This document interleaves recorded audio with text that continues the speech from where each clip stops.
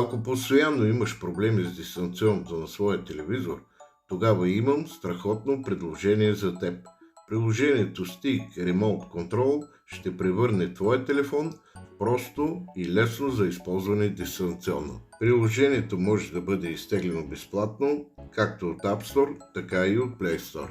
Сега да го отворим и тук ще се покаже модела на вашия телевизор. Натискаме свързване и сега да вкараме 6-цифрения код за сдвояване и всичко е готово. Сега вече имате пълен контрол и достъп до много функции на вашия телевизор.